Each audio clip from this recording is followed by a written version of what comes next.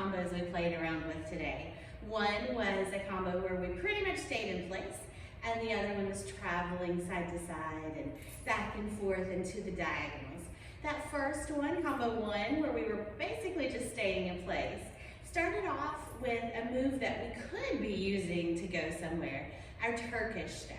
So when we step out with that foot, right now I'm doing my right foot, I'm going to twist my right hip inward before I actually pull that foot back and step on it. If I was going somewhere, I would twist it and then step, twist and then step to move forward. But we're not actually using it to move, so we're just twisting it and then pulling it back in and stepping. Twisting, pull it back in. And to accent the hip, whichever hip is twisting, that's the hand that's going forward. The other hand could be just kind of lightly touching the back of your head. It could come from your chest outward. We just want to make sure we're not doing like a karate chop outward with it. We're just kind of letting our hand go with that hip. So we're going right, left, right, left. Be sure to pull the foot back in because we need to shift our weight so that we're back to our right foot. And we're going to do a pivot turn forward. And by a pivot, I mean we're stepping forward with our right, we're pivoting our left foot towards the back, then we're stepping through to the back with our right and pivoting our foot forward. And as we come up to center, our weight's a little bit more on our left because that right foot is the one that's been moving. So we're going to do a hip circle that starts on that left hip and comes around forward. So forward to the right, back to the left. So a clockwise hip circle. And now we have our left foot is going to do the Turkish twist. Our right, left, right. And that's the first little part of combo one. As we take that right foot back in though, let's plant it a little bit more behind so that we're standing on it and we're ready to do some stuff with our left hip. We're going to do those hip drops that follow the Saidi rhythm. This song is Saidi, so through the whole thing you hear doom tech, doom doom tech. On our dooms we're going down, on our techs we're coming up. So we would go doom tech, doom doom tech. We'll do twice on each side, but on the tech of the second one, that's when we switch to the other side. So doom tech, doom doom tech, doom tech, doom doom, switch, doom tech, doom doom tech, doom tech, doom doom. And we're not completely switching to the other side, but putting our foot back to get ready for the next step. The next thing we're doing is a bouncing hip circle. So our hip is going counterclockwise around, but we're going to bounce our heels as we do it. And we'll bring our hands up so that one hand touches the chin, the other hand touches the elbow of that arm. 1, 2, 3, 4, 5, 6, 7, 8. We end with our hip out to the right, and then we're going to come back clockwise. 1, 2, 3, 4, 5, 6, 7, 8. So our weight is on our right when we end, which is important for going into combo 2. So let's just see what combo 1 looks like before we move through that.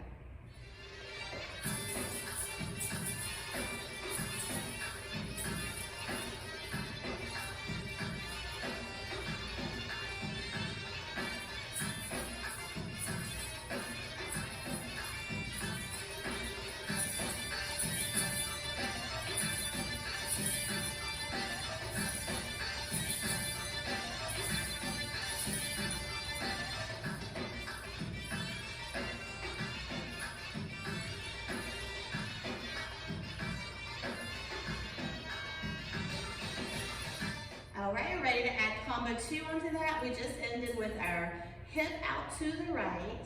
Actually, let me scoot over just a little bit so I'm a little bit better in frame for this. We started with our hip out to the right.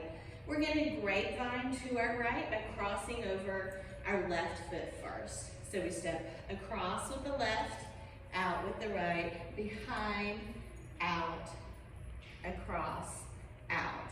And you can think of that like 1, 2, 3, 4, 5, 6. Our 7 and 8 is going to be a little shoulder shimmy here. And be sure we're on our left foot as we shimmy so that our right can be the one to cross over to go back. Right, out, right, behind, right, then that one's out.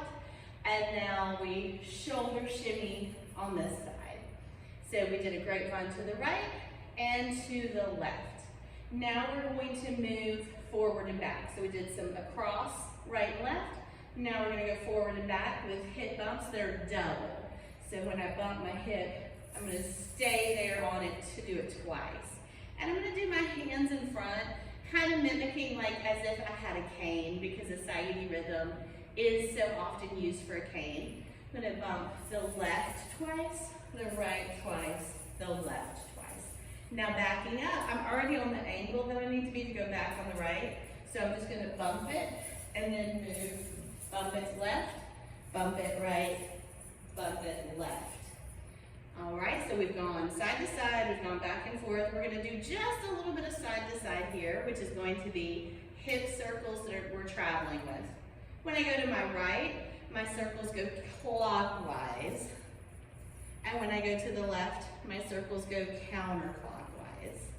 And basically my feet are just doing a little step touch, and my arms are just following whichever way I'm going. We only do right and then left, and then we are going to do our cross step to the diagonals. So we've gone right and left, we've gone forward and back. Now we're going to go diagonal in each direction. And that's going to be a cross step. So I step with my right, point out my left foot, and bump that hip. Cross across with my left over right, bump, cross, bump, cross, bump. Going back, I'm just crossing behind instead of crossing in front. And if you want to make it a little bit fancier, you can do stuff with your arms. You can follow which way the hip is bumping. You could follow and have your arms going up and down. You could cross your arms over.